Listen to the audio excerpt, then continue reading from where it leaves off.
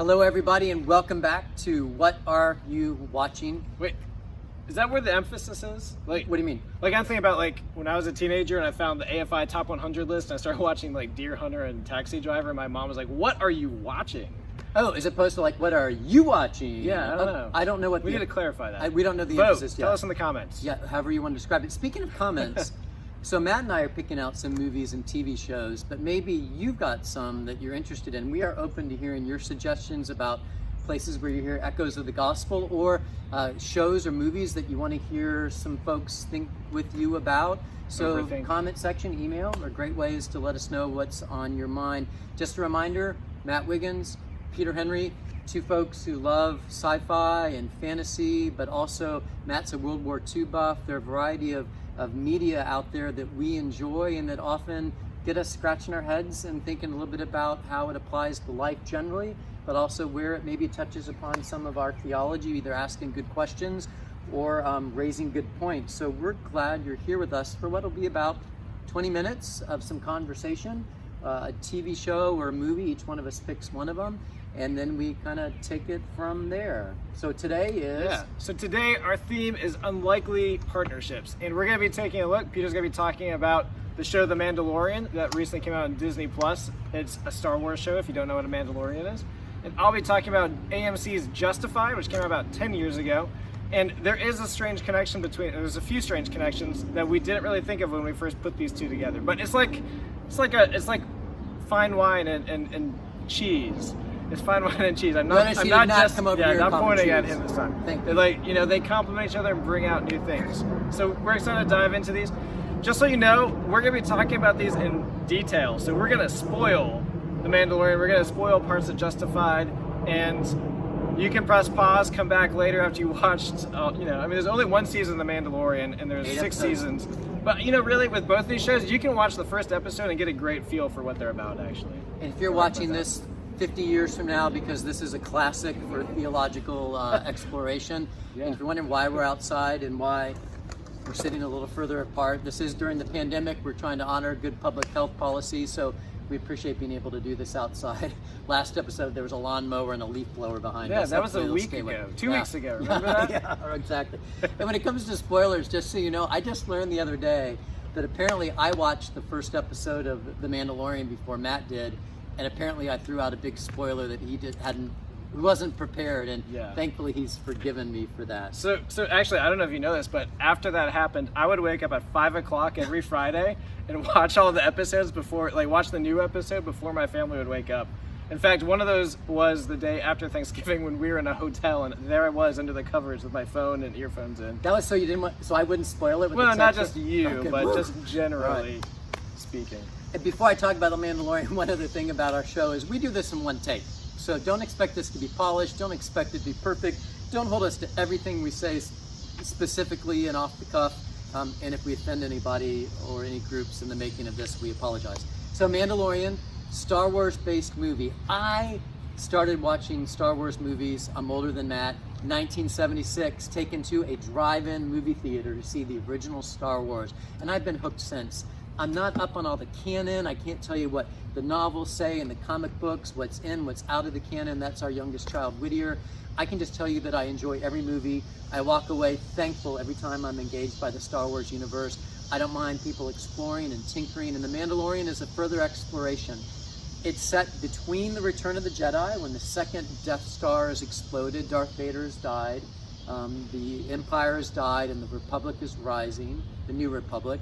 It's set between that and The Force Awakens, which is one of the latest Star Wars saga movies under the direction of J.J. Abrams, and when Disney had taken over. So there's no Empire, the Republic isn't figured out who they are yet, and in the midst of that we get a figure named the Mandalorian. He's part of a community in exile. The planet's been destroyed by the Empire. They're essentially, I would say, a tribe of bounty hunters who live in seclusion. In the show that we're watching, they live underneath a particular city on the planet of Navarro. And it's about this bounty hunter named the Mandalorian, who is asked early on to pick up a particular bounty. And you're not supposed to ask questions about the bounty. You're not supposed to care about the bounty. You're only supposed to deliver the goods. And he's one of the best out there. he gets the goods, and the goods is, spoiler alert, a little baby Yoda. He's probably only about 50 years old, not like the Yoda we see in the Star Wars movies. But the problem is the Mandalorian begins to care about the baby and wants to know what happens to the baby. It eventually goes back and gets the baby Yoda from the people to whom he has delivered this particular bounty. Did you see that coming? No, I did not. Yeah, I didn't either, but when it happened, like, it's a real magical moment where he just looks at, like, I love that. He just looks at that missing part on his cockpit dashboard. Yep. And you know what that's the beauty of film, like to be able to convey something so powerful so simply. It's so great. And that's one of the things that I love about The Mandalorian is it surprises me.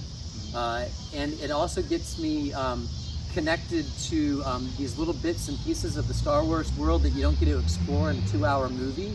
And so whether it be a race of characters, whether it be a particular theme that comes out of Star Wars, or just some of the ships that they've come up with, or I love the fact that we're exploring parts of Star Wars we don't get to see in the movies. One of the other things I love about The Mandalorian, it is a space western. Like even the music, like you could be dropped down right in the Magnificent Seven, and the music would have you right there on those dusty streets out west. You've got the gunslinger, kind of a lone gunslinger for a little while, doing unlikely things. He's kind of like Shane. Come back, Shane, come back. And Shane ends up helping out the folks in need. It's one of the things I love about it. The only thing that's a little bit of a negative for me is they take their time. There are some episodes where they're going to let you think and sit and they would probably say luxuriate in some of the moments and in some of the scenes. But that's like a small minor quibble. What is otherwise enjoying watching this loner gunslinger bounty hunter begin to care and to find a purpose and to move into that purpose, which is partly caring for this foundling, because we don't know if there are other baby Yodas out there. Yeah. In The Mandalorian, it was a foundling himself taken in by the Mandalorians before their planet was destroyed. And so now he's been told by his leader that his job is to care for the baby Yoda foundling and get him back to his people. That they now, the two of them, have been made a tribe. I think she actually says, you're now a tribe of two between the Mandalorian and baby Yoda. So when we talk about unlikely partnerships, our theme for today, we might say there's some unlikely partnership going on here between a bounty hunter and a baby, although the baby has a little more power than the baby we had.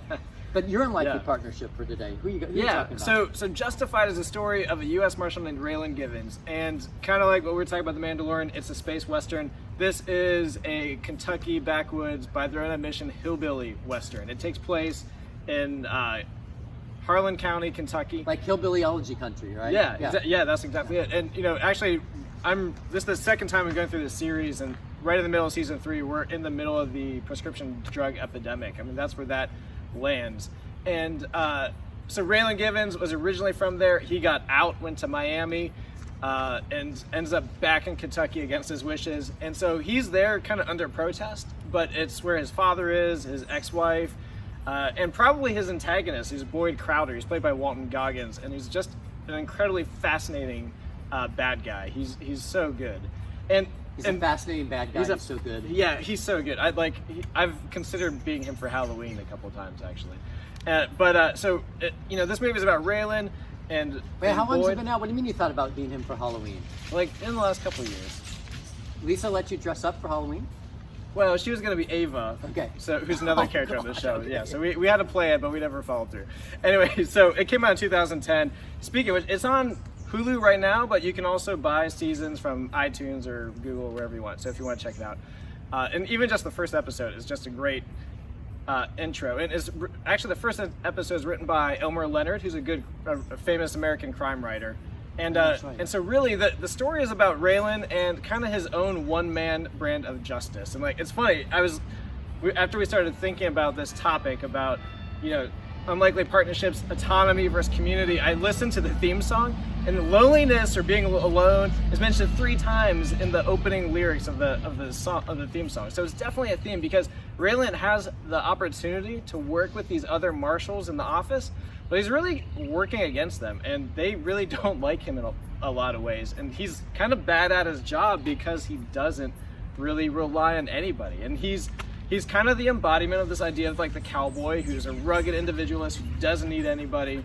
And unlike the Mandalorian, who learns to kind of form these partnerships with Yoda and the Rebel Trooper and the Ugnaught, you know, he really is just determined to do it on his own, and he's not doing a good job. And he makes choices that, you know, I don't know if he ever really crosses the line into being a criminal, but he comes closer and closer because he's just so determined to be self-reliant. And Matt, is the title Justified related to violence? Like, is violence justified? I mean, because one of the things that, you know, whether it be The Walking Dead from last week, Justified, and frankly, it's a theological question about war. Is violence ever justifiable? Is there such a thing as redemptive violence? And we, as Christians, let's face it, you know, our main religious symbol is a cross. I mean, that would be like people 2,000 years from now wearing a necklace with an electric chair on it. I mean, it is a form of capital punishment. And we say that on the cross, or through the cross, it depends on how you define redemption, but some way, shape, or form, redemption comes by way of the cross or what happens on the other side of it. So is violence ever redemptive or justified? And it's a theme in Star Wars too, frankly. And an interesting element of that is the Mandalorian. We get little tidbits throughout the series that in his past, I mean, he's clearly fast, he's clearly skilled, has lots of equipment for hurting people, and there are these tidbits that he's done horrible things as a bounty hunter. But in our series, when he has a chance to kill people who tried to kill him, this is on a prison ship, we think he's killed all of them, and then later on we find out he's actually locked them in cells. He chose not to kill them. Like, he seems to be questioning the role of violence. I don't know if it's because he saw violence being contemplated against the little baby Yoda that got him to think more about it. But so Justified does apply to that question. Yeah, it's really, I mean, figuring out Raylan's code of justice is a little bit tricky. You know, what is worth, you know, him being violent? I mean, and he goes to violence a lot. Like, I don't think you could actually be a police or a law enforcement person and shoot as many people as he has shot. But it's you know, like, you're so firmly on his side, and you see, because it's from his perspective, but it does make you think about, you know, that what happens when he's maybe this kind of almost vigilante, but with law on his side. Which is, in our current time and climate, an interesting question to raise. I mean, I heard the other day on a radio show a writer talking about the fact that in America, we have a bit of a love affair for the rogue cop, for Dirty Harry, for I think Die Hard. What was the one? Lethal Weapon with Mel Gibson. We have these movies and TV shows that celebrate the cop who uses means that are beyond the law to effect justice. I mean, at the end, bad guys get what's coming, sort of, but other things happen along the way. And it sounds like that's one of the questions raised in Justified. Can violence be redemptive? But what about violence that's not acceptable normally, but it ends up with the right result at the end? The bad guy is apprehended. Yeah, and especially because Raylan is so, is like, you know, his foil is Boyd Crowder, who is clearly a criminal, and so, you know, it's the two sides of the coin, and, you know, and there's always a question of, like, when is he going to embrace his Boyd Crowder, or is Boyd ever going to embrace his Raylan? You know, like, that aspect of the character. So. And a sub-element to that matter, a related element, is I think in The Mandalorian, one of the things that gets teased out a little bit is whether the New Republic has shades of the old Empire. When one aspires to build up from the ashes of something worse that came before, does power ultimately tempt you to become what you don't want to be? I'm not saying that's a major theme of The Mandalorian, but it seems there are little elements, especially with the former shock trooper. So speaking of the shock trooper, there are a couple of theological things I just wanted to point out in addition to some of the questions we've raised. In The Mandalorian, we've got people without a home. He's part of a tribe in exile. And one of the scriptural themes that we find in the Bible is what it means to be a people in exile. To be people who are of this earth, or on this earth, but not of it. We're citizens of heaven, as the New Testament says, but we're down here on earth, and certainly literally the Israelites were literally in exile. But some people say that a hallmark of Christianity, at least before Constantine and now on the other side of Christendom, is that we're a people in exile.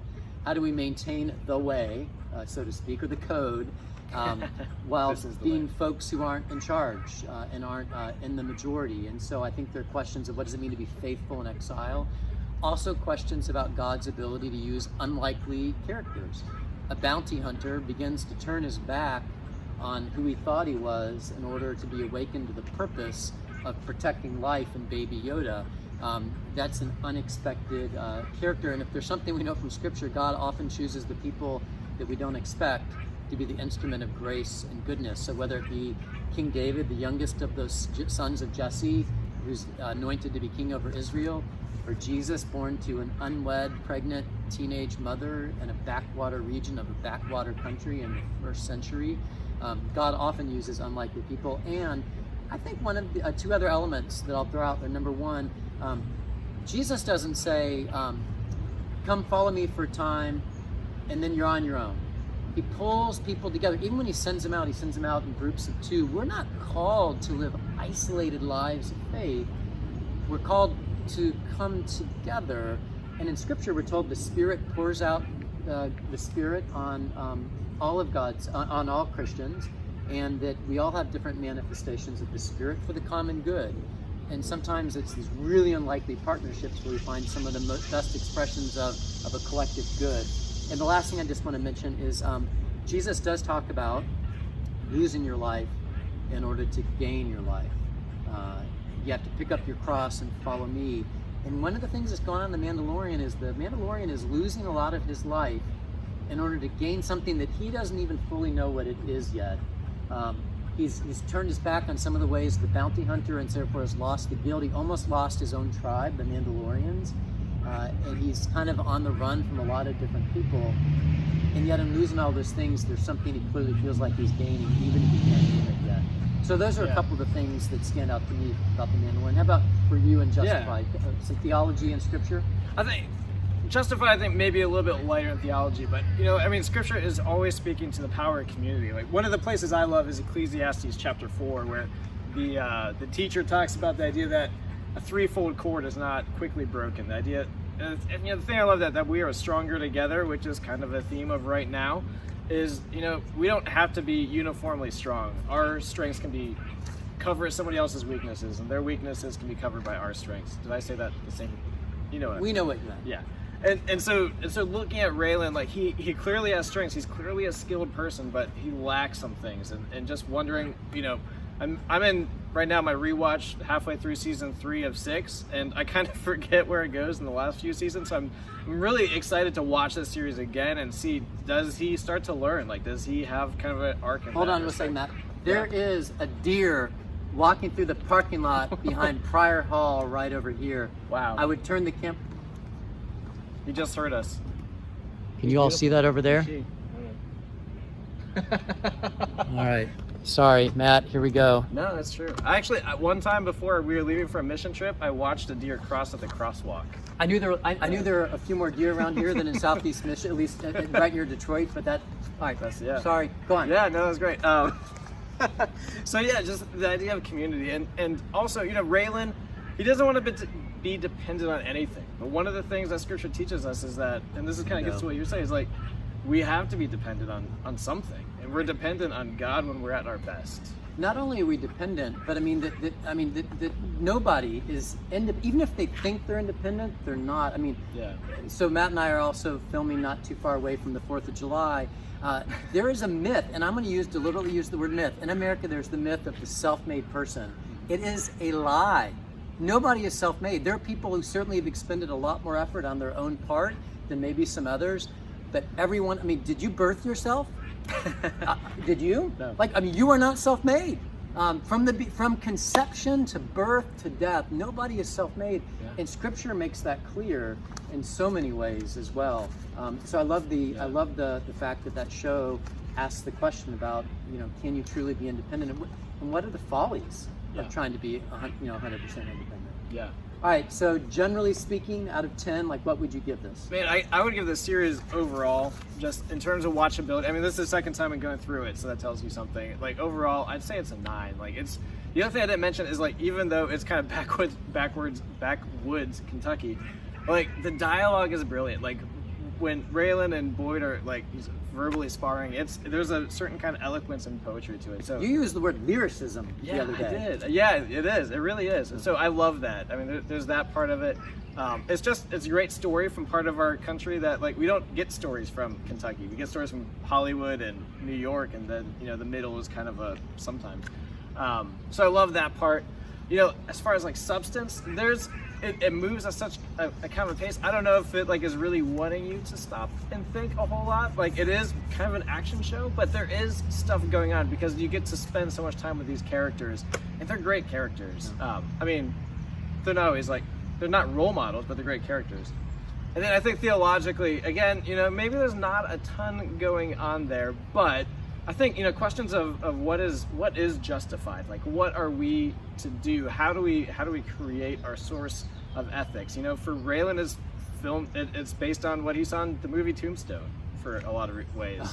Like where does our sense of right and wrong come from, and how do we pursue that? And family and community and all that stuff is kind of tied in there. So I think it's there. So I'd say it's like a 6. Okay. All right. So I'll just tell you right up, for Mandalorian, 10 for me. Like I said, I love Star Wars. I love getting more of it. I can't speak. I mean, if you're not a Star Wars fan, I don't know what you would think of The Mandalorian. I don't know how you could get a hold of it. Maybe you could. That's a great question. But as a Star Wars person, total 10. Interestingly enough, one of the things about The Mandalorian, which I love, is that it doesn't have lyricism, but the visuals are phenomenal, and characters, they pull you in even if they're not the most eloquent. But they're authentic and real and out there, which I love. Yeah. So 10 out of 10 for me on The Mandalorian. When it comes to theology, again, there's no Christianity, so there's no explicit theology, but there's lots of theological substance in terms of echoes and questions to raise. And since it seems to be moving in the right direction of eschewing violence, of building community, of protecting the innocent, of being awakened to identity and purpose, and that's another element of The Mandalorian. What's it mean to have purpose with a capital P in life and to be awakened to that? So I would give The Mandalorian probably an 8, maybe even a 9, maybe an 8. Maybe it needs to be more explicit theology to be a 10. But I would certainly recommend it on that front as well. So do we remember what we're doing for episode 3 of What Are You Watching? I don't think we've said that yet. We've got a couple ideas. What we'll do is we'll kind of add something to maybe our comment section or get word out to people about what we're talking about. And let us know what you think we should watch. We are happy to take requests because, we're watching more TV and movies than we ever have before. So let us know what's out there. So thank you for joining us for What Are You Watching? Take care, everybody. I have spoken. Very funny.